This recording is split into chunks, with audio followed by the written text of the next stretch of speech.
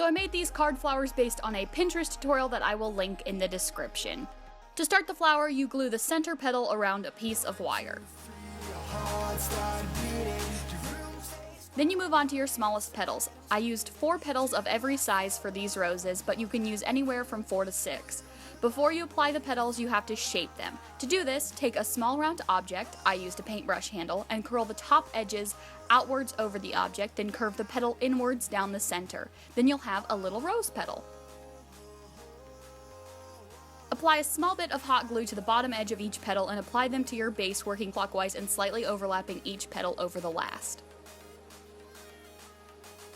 For the next petal size, shape them the exact same way, just slightly curving the edges. I used cards to make these roses, but you can use any type of paper. I used the same technique but with construction paper to create the headpiece for my Spider Queen during It's Gotta Be Halloween. Once your petals are shaped, go ahead and apply them to your rose in progress, still moving clockwise and slightly overlapping each new petal over the last. Petal 3, I made a slightly different shape. Notice it does not come to a point. Roses have many different petal shapes, so you want yours to vary so the finished product will look more organic. And again, I'm shaping these with the same technique.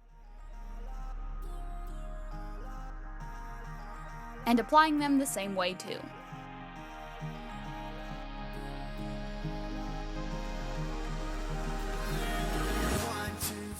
Petal 4 is a bit too large to use the paintbrush handle to curve it down the center, so I just used my finger.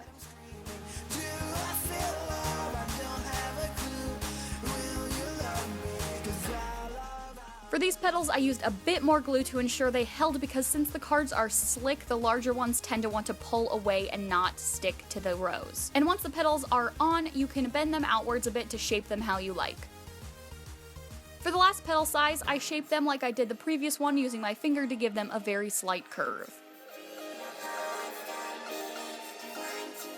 And again, applying a bit more glue and holding each petal in place until the glue is fully dry so they hold. For my petals, I freehanded the 5 petal shapes, then used those as a template to cut out 4 of each petal shape. So the finished rose looks something like this, and you just repeat the process for however many roses you want. Since the roses are on wire, they're super easy to attach to a headband just by wrapping the wire around the headband a couple of times and cutting off excess wire with wire cutters. Once the roses are on the headband, you can attach some doll heads between the roses with some hot glue. All in all, this headpiece was super cheap and easy to make. I already had the headband in wire, and I got the dolls and cards from the dollar store, so I spent under $10 total. Congratulations, you have made it to my end screen. Click that top link to see this headpiece in action in my Queen of Hearts tutorial, or click that bottom link to check out a video that YouTube's robots think you'll like. And if you want to make sure you don't miss a single video from me in the future, click that little circle with my face in it to subscribe.